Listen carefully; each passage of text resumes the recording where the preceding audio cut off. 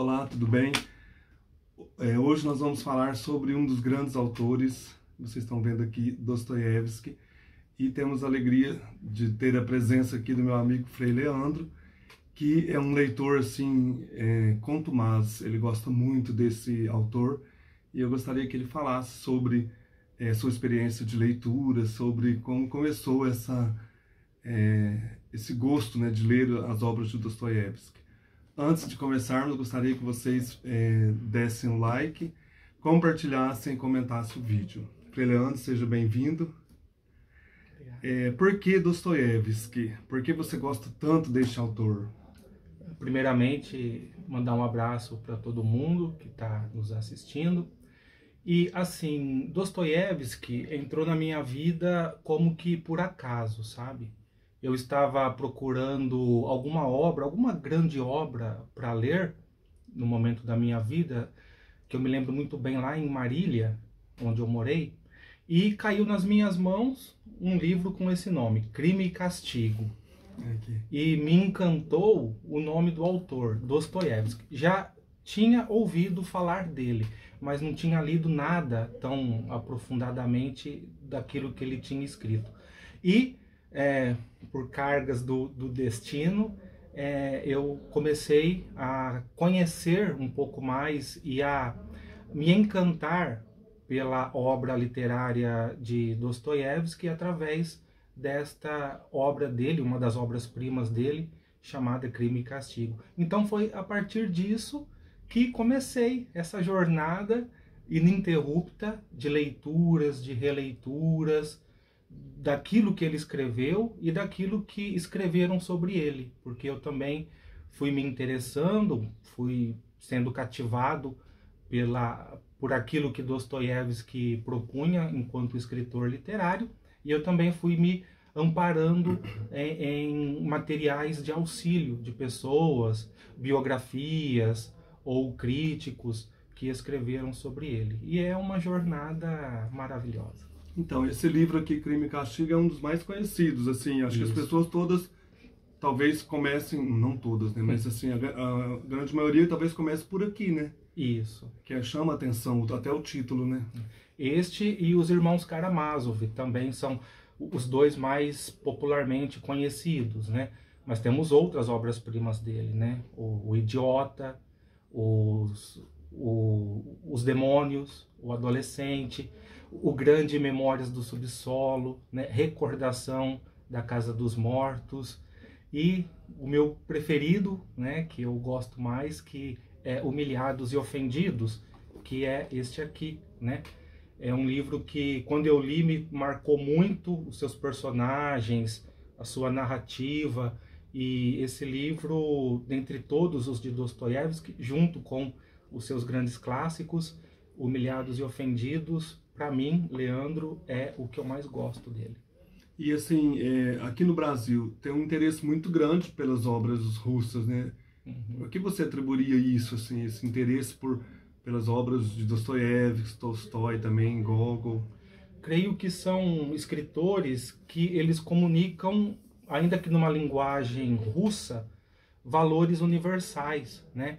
E muito daquilo que os russos escreveram tocam direta ou indiretamente a nós brasileiros, porque apesar de sermos de culturas diferentes, de histórias, de constituições diferentes enquanto povo, enquanto nação, existem algumas abordagens que são semelhantes entre o povo russo e o povo brasileiro. Por exemplo, Humilhados e Ofendidos. O Dostoiévski, ele sempre traz personagens do povo, personagens que sofrem, empobrecidos, vítimas de ricos, de pessoas poderosas. E Dostoiévski traz uma luta desses e dessas personagens masculinos e femininas que buscam um sentido na vida.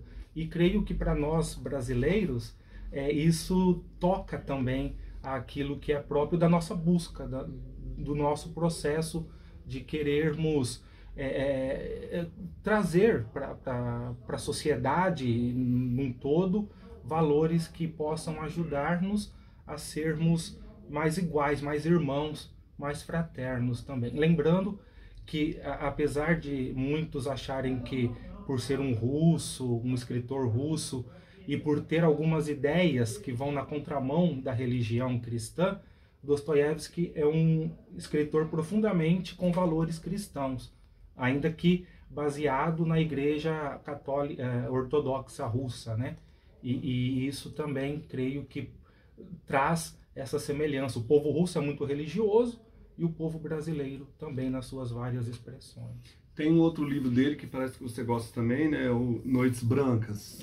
Se puder falar um pouquinho desse livro. É que, na verdade, Noites Brancas está aqui conosco, porque se você me perguntasse qual livro começar para você iniciar a sua jornada na literatura de Dostoiévski, eu indicaria Noites Brancas, né? Por ser um livro um pouco mais acessível, né? De leitura mais, creio que mais fácil, e por ser uma linguagem mais acessível também. É uma história de amor? Sim, sim. Mas só que dentro dessa história de amor, já temos vários elementos que depois, nas grandes obras, Dostoiévski vai trabalhando de uma forma mais intensa, né? Então nós temos aqui figuras típicas da literatura, da escrita de Dostoiévski, que já nos ajudaria a quem for iniciar a ler alguma coisa de Dostoiévski, a ir tateando, a ir já se familiarizando com a escrita desse grande escritor russo. Então os leitores assim poderiam, né, começar por Noites Brancas. É uma sugestão, claro que nem no meu caso, eu comecei pelo Crime e Castigo porque foi de uma forma totalmente do destino, né? Mas que destino bom, que me colocou Crime e Castigo e que me ajudou a entrar no universo de Dostoiévski. Mas, para quem quer começar, uma sugestão é esse aqui, né? Noites Brancas, esse livro. Além assim desse tema dos injustiçados, né, do homem assim oprimido pelos poderosos, existe um tema também que a gente ouve do homem do subsolo, assim, que tem até um livro, né, que parece com esse título, Memórias do Memórias do Subsolo. Quem seria esse homem do subsolo? Assim, só para o pessoal ter uma ideia, né, encontrar esse título por aí. No livro, Dostoiévski não nomeia, não dá o nome para esse personagem. Mas como é um romance psicológico, o subsolo aqui ele pode ser entendido como essa profundidade psicológica que todos nós temos, né? Nossa consciência, nosso inconsciente. Por isso que esse personagem, o homem do subsolo, que está presente nesta obra, mas em tantas outras, em que os personagens masculinos ou femininos, pobres ou ricos, de classe alta ou de classe baixa, humilhados e ofendidos ou não, todos passam por esse autoconhecimento, sabe? Então, quando Dostoiévski aborda a questão do homem do subsolo, dos personagens que são do subsolo, ele traz toda essa, vamos assim dizer, consciência e inconsciência própria da natureza humana, com suas trevas e com suas luzes, com seus sonhos e com a sua realidade, muitas vezes ali imanente demais, né? Com suas dores, suas loucuras, seus sofrimentos, suas conquistas, seus desejos em várias manifestações. E esse homem do subsolo é um personagem característico da obra de Dostoiévski, que ele com maestria conseguiu trazer para os seus leitores e que dialoga conosco. O mais interessante dos personagens de subsolo, desses personagens que falam de si, eles também nos revelam, né? São personagens que falam de si, são vozes que Dostoiévski coloca nos livros, e eles dialogam conosco, fazendo com que também nós tenhamos oportunidade para nos autoconhecermos e, né, conhecer a si mesmo é um segredo que ajuda a vivermos melhor. Os nomes assim dos personagens, por exemplo, nesse livro aqui tem o principal, que é o Raskolnikov. Esses nomes assim diferentes para nós, não estranharia o leitor no começo, depois a gente consegue guardar assim quem é quem, porque tem muitos nomes diferentes, né? Dostoiévski, claro, escritor russo, ele escrevia e usava nomes russos. Para nós, que falamos o português, que escrevemos em português, fica mais difícil. E muitas vezes ele usa um nome e um prenome, né? Um prenome e um nome, e até o sobrenome. E durante a obra, ele vai trazendo várias modificações do nome, sendo o mesmo personagem, e que pode sim causar um certo estranhamento.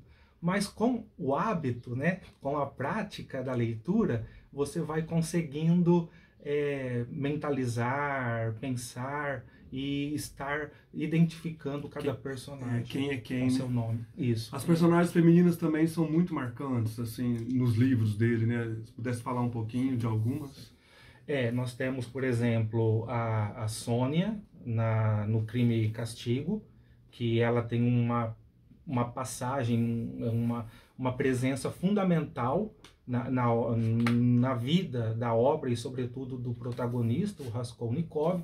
Nós temos Anastácia Filipovna, que é uma grande personagem feminina, isto na obra O Idiota, uma mulher maravilhosa enquanto obra literária, junto com a Aglaia, né? Elas se complementam, às vezes elas se confrontam, ambas lutam, né, segundo a obra de Dostoiévski, por um mesmo objetivo, mas por caminhos diferentes. Nós temos a Marmieladovna, também do Crime e Castigo, e é interessante que essas personagens femininas, muitas foram baseadas em mulheres reais que Dostoiévski conheceu, seja sua primeira esposa, seja outras amigas e até mesmo amante que ele teve ao longo de sua vida. Ele sempre procurava trazer para sua literatura personagens femininas, né, fictícias, mas que tinham sempre um pé ou até mesmo dois pés na realidade russa ali, sobretudo de São Petersburgo, porque São Petersburgo, uma cidade na Rússia, também é um grande personagem de toda a obra complexa de Dostoiévski, a cidade de São Petersburgo. Muitas coisas importantes acontecem lá. Que legal, a cidade é também um personagem. Um personagem. Quando eu li Crime e Castigo, eu gostei muito dessa questão aí da cidade aparecer sempre, né? Isso. Aqui no Brasil nós temos a obra completa dele traduzida, o pessoal tem acesso à obra, né? Então, está traduzida completa aqui, no caso. Isso, né? Nós temos a grande maioria daquilo que ele produziu já traduzido, e a boa tradução é que ela vem do russo para o português, né?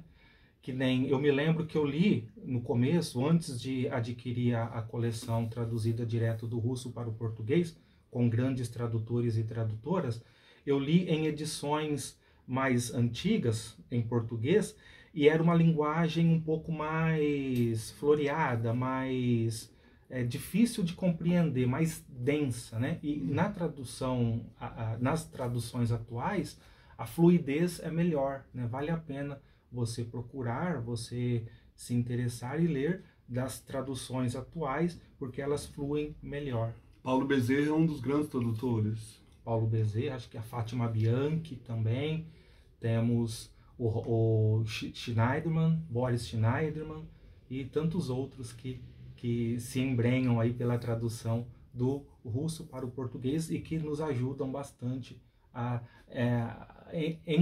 compreender e entender melhor aquilo que Dostoiévski quis nos trazer. Esse quadro aqui é um quadro que você tem, né? Ele é do século XIX? Isso, ele é um autorretrato, não, é um retrato, né, de Dostoiévski, que um grande pintor, se eu não me engano, Petrov, ele fez de Dostoiévski nessa pose característica dele, né? Como esse homem assim um pouco taciturno, mas ao mesmo tempo muito interiorizado. Sisudo seria? Sim, sisudo, porque vale a pena lembrar que Dostoiévski passou por muito sofrimento na vida dele e ele absorvia bastante o sofrimento e, né, carnalizava esse sofrimento. Tanto é que ele era epiléptico, sofria de epilepsia, uma doença que às vezes até atrapalhava ele a escrever bem, a escrever constantemente. Ele também era viciado em jogo, teve um período da vida dele que ele sofreu muito com dívidas, com perdas grandiosas no vício da roleta, do jogo. E ele também não era de família muito nobre, que pudesse sustentá-lo. Ele tinha que correr atrás do ganha-pão e ele então tinha que se dedicar bastante. E isso causava bastante sofrimento para esse gênio universal da literatura. Ele nasceu em 1821, né, na Rússia. Na Rússia, em Moscou.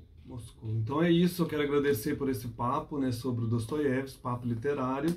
E se você quiser terminar, né, com alguma mensagem incentivando os leitores a conhecer esse grande escritor e esta obra, né, também estupenda. É que literatura vai muito de gosto, vai muito de empatia, né? Que nem no meu caso, eu criei essa empatia com Dostoiévski. Talvez você tenha empatia com outro escritor. O importante é que você tenha acesso à leitura, à literatura. E para finalizar, apenas mencionar que nas obras de Dostoiévski, sejam elas quais forem, você vai encontrar a tal da polifonia, né? Que um grande estudioso de Dostoiévski, de literatura russa, o Mikhail Bakhtin, ele popularizou, ele trouxe, né? Trazendo a ideia de polifonia como várias vozes presentes na obra de Dostoiévski. Nem sempre nós vamos ouvir apenas a voz do autor. Ele tinha uma genialidade tão grande que ele conseguia colocar vozes, às vezes até equipolentes e paradoxas, no mesmo romance, dando voz a várias ideias, a vários pensamentos. Creio que num mundo tão polarizado como o de hoje, em que nós temos tantas divisões, conhecer um pouco essa polifonia nos ajudaria a colocar-nos no lugar do outro também, né? E quando nós ouvimos e dialogamos com o diferente, nós também somos enriquecidos e enriquecemos aquele que pensa diferente da gente. Então, fica o convite para que você leia, seja qual autor for, mas se for Dostoiévski, esteja atento a essa polifonia e perceba a multidão de vozes, de opiniões, de ideias que os personagens dele traz para você. E absorva aquilo que for bom. Deixe-se tocar pelas obras literárias dele e com certeza você vai se sair melhor. Essa polifonia, cada personagem é uma pessoa diferente, uma da outra, né? Até uma ideia diferente. E diferente do autor, né? No caso do narrador também. Muitas vezes ele tinha que colocar opiniões que ele não acreditava, mas ele colocava com autoridade. Tem um texto do Hippolyte em Os Demônios, se eu não me engano, no Idiota. O Hippolyte é um personagem do Idiota, em que o príncipe Mishkin representa a junção do Cristo e do Dom Quixote, como um personagem quase que perfeito, que Dostoiévski tentou criar, e o Hippolyte, ele traz uma ideia nihilista, uma ideia até mesmo quase que ateísta, e Dostoiévski escreve de tal forma, tão convincente às vezes, que nós poderíamos até confundir. Claro que ali dentro do discurso, da carta que Hippolyte escreveu, ele traz algumas dúvidas, algumas ponderações que Dostoiévski tinha em vida, mas que ele dava tanto peso e colocava com tanta responsabilidade em sua obra, que ele não excluía pensamentos que muitas vezes divergiam ou eram contraditórios àquilo que ele pensava. Isso é interessante, numa leitura, a gente separar o autor do narrador, né? Embora tenha as ideias do autor, mas o Dostoiévski, ele consegue fazer essa diferença, isso, né? O personagem, ele vive por si mesmo. Isso ele tem vida própria. Tem, né? Uma vida própria. Está sob os cuidados, a tutela do autor, mas é como se fosse um filho, né? Totalmente rebelde, mas por ser rebelde tão amado pelo pai, que ele permite ser quem ele é, sem querer limitá-lo, sem querer podá-lo, deixando ele fazer a experiência humana e vital dele mesmo, dela mesma. Então é isso, gente. Queria agradecer ao Frei Leandro mais uma vez.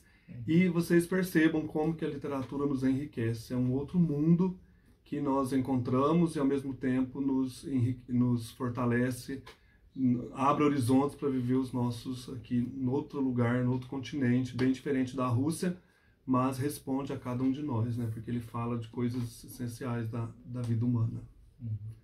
Muito obrigado, até mais.